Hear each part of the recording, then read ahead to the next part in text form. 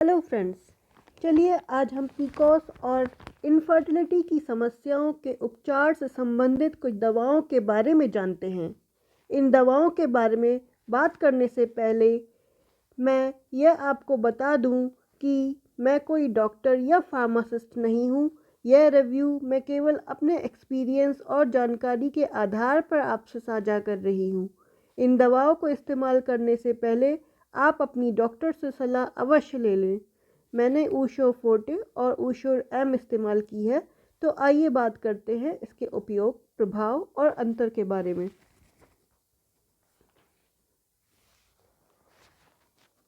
ये तीनों ही दवाएं पीकॉस यानी कि पॉलीसिस्टिक ओवेरियन डिजीज़ के उपचार में इस्तेमाल होती हैं। ऊशोर एम खासतौर से इंसुलिन रेजिस्टेंस के लिए भी इस्तेमाल होती है, क्योंकि इसमें मेटफॉर्मिन दवा सम्मिलित है। मेटफॉर्मिन एक ऐसी दवा है जो आपके बॉडी में इंसुलिन की मात्रा का बैलेंस बनाए रखने में इस्तेमाल होता है। तो ये सिर्फ ऊशोर एम में ही पाया जाता है, क्योंकि एम का मतलब मेटफॉर्मिन है। इसमें ऊशोर एम में मेटफॉर्मिन है, इसलिए ये आपके इंसुलिन की मात्रा को बैलेंस रखने में उपयोगी रहता है। ये अगर आपको पीकॉस की प्रॉब्लम है तो आपका मेंस्ट्रुएशन यानी कि आपका पीरियड, आपका मासिक धर्म अनियमित रहता होगा, तो ये इसे नियमित करने में भी सहायक होती हैं ये दवाएं। पीकॉस की वजह से जो इनफर्टिलिटी की इश्यूज़ ज़्यादातर महिलाएं को हो जाता है, वो इससे भी उपचार हो जाता है उनका। लेकिन ये कम से कम 2 या 3 महीने तक इनका सेवन करना अवश्य रहता है। सिर्फ 1 महीने में इसका रिज़ल्ट देख पाने ज़्यादातर संभव नहीं होता है। इसे लगातार 2 से 3 महीने तक आपको उपयोग करना पड़ेगा, तभी आपको कुछ रिज़ल्ट दिखाई पड़ेगा। ज़रूरी नहीं है कि सिर्फ इनफर्टिलिटी का केवल यही कारण हो कि एग नहीं बन रहा हो या आपको पीकॉस है। इनफर्टिलिटी के और भी कारण हो सकते हैं, तो आप अपनी डॉक्टर को दिखाएं और डॉक्टर से सलाह लें कि और क्या कारण हो सकते हैं, उन कारणों का भी इलाज करें। साथ में पीकॉस का इलाज करने के लिए आप ये दवाओं का इस्तेमाल कर सकते हैं। इन दवाओं से सबसे अच्छी बात यह है कि आपकी एग की क्वालिटी अच्छी रहेगी। अगर एग की क्वालिटी अच्छी बनेगी तो आपकी प्रेगनेंसी भी फिर हो जाएगी। एग की क्वालिटी क्यों अच्छी करती है ये दवाई?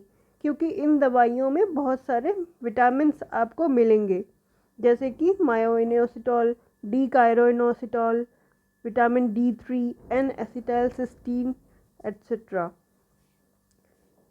इसको खाने से कुछ लोगों को कुछ साइड इफ़ेक्ट्स भी दिखाई पड़े हैं, जैसे कि कुछ लोगों को वॉमिटिंग होती है, एक मेटालिक टेस्ट सा, जैसे कि आपने बहुत सारा कुछ मेटल या कॉइन्स आपने मुंह में रख लिए हैं, या आपका एसिडिटी, गैस, कॉन्स्टिपेशन, इस तरह की शिकायतें भी कुछ लोगों में सुनने को मिली हैं।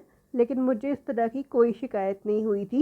इट डिपेंड्स अपॉन पेशेंट्स, और पेशेंट्स का आमतौर से क्या खाना पीना रहता है। अगर वो बहुत ऑयली चिकना फूड खाते हैं और बर्गर वगैरह खाते हैं, तो ऑब्वियसली ये दवाएं खाने पर और जो चिकना फूड है वो इंटरेक्शन करके उनको एसिडिटी या गैस की प्रॉब्लम हो सकती है। तो इसलिए आप हेल्दी फूड खाएं, तो आपको कोई साइड इफ़ेक्ट नहीं होगा। बस मुझे क्या साइड इफ़ेक्ट लगा है इन दवाओं को खाने से, कि इन दवाओं की स्मेल मुझे अच्छी नहीं लगी है। तो आप किसी तरह से स्मेल वो बर्दाश्त कर लें, और इनका साइज़ थोड़ा बड़ा है, तो वो अगर आप चाहें तो इसको थोड़ा हाफ में तोड़कर खा सकते हैं। अब बात करते हैं इंटरेक्शंस की। अगर आपको किसी भी तरह की कोई एलर्जी है तो अपने डॉक्टर को ज़रूर बताएं ये दवा का सेवन करने से पहले। ये दवा कुछ और दवाओं के साथ भी इंटरेक्ट कर सकती है, उसका हानिकारक रिजल्ट हो सकता है। इसलिए अपने डॉक्टर को अपनी सारी दवाओं के बारे में बताएं जो भी आप अभी ले रहे हैं। साथ में आप कोई भी लेक्सेटिव यानी कॉन्स्टिपेशन या कब्ज़ दूर करने की दवाएं आप इन दवाओं के साथ में नहीं ले सकते हैं। तो अगर आप कब्ज़ दूर करने के लिए कोई भी दवा ले रहे हैं तो अपने डॉक्टर से सलाह के बाद ही इन दवाओं का सेवन करें। अगर आपको कोई भी लीवर डिजीज़ या किडनी से संबंधित प्रॉब्लम, या अगर आप प्रेग्नेंट हैं, या अगर आप कोई भी दांत का उपचार करने की सर्जरी प्लान कर रहे हैं, तो इन दवाओं का सेवन शुरू करने से पहले अपनी डॉक्टर को ज़रूर बताएं। ये किस तरह से ली जाती है? वैसे तो आपको डॉक्टर के सलाह के अनुसार ही ये लेनी चाहिए, और डॉक्टर ये सलाह देते हैं कि ये दिन में एक बार मॉर्निंग में विद और विदाउट फूड, खाना या खाने के बिना आप ले सकते हैं, और इसको निरंतर तौर पे लेना है जब तक कि आपकी डॉक्टर इन्हें बंद करने को नहीं बोलती। मेरी डॉक्टर ने मुझे 3 महीने तक ये दवा लेने को बोला था। अब देखिए इन तीनों में डिफरेंस क्या है। जैसे कि मैंने आपको पहले बताया, ऊश्योर एम में एम लगा हुआ है। एम का मतलब होता है मेटफॉर्मिन। मेटफॉर्मिन एक ऐसी दवा है जो इंसुलिन को कंट्रोल करती है। अगर आपका इंसुलिन की मात्रा में आपकी बॉडी में इंसुलिन की मात्रा बैलेंस्ड रहती है तो पीकॉस आपको नहीं होगा, और इस तरह से आपकी फर्टिलिटी भी इम्प्रूव होगी। ऊश्योर फोर्टे में मेटफॉर्मिन नहीं है, लेकिन विटामिन D3 की मात्रा बहुत अधिक है। जैसा कि आप देख रहे होंगे, इसमें 1000 IU विटामिन D3 है। ये सारी विटामिन्स जो होते हैं एग क्वालिटी को इम्प्रूव करने में बहुत सहायक होते हैं। ओवा ब्लेस में क्रोमियम है। क्रोमियम भी एग क्वालिटी को इम्प्रूव करने में बहुत सहायक होती है।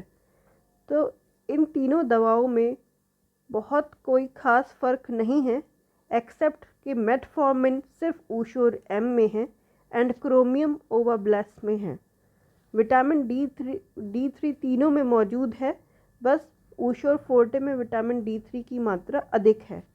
तो आप अपनी डॉक्टर से पूछ लीजिए कि इन तीनों में से बेस्ट सूटेबल आपके लिए कौन सी रहेगी। उसी हिसाब से आप अपनी दवा को चूज़ करिए। इनमें से कोई एक ही दवा आप एक टाइम पे ले सकते हैं, तीनों दवाएं आप एक टाइम पे नहीं ले सकते हैं।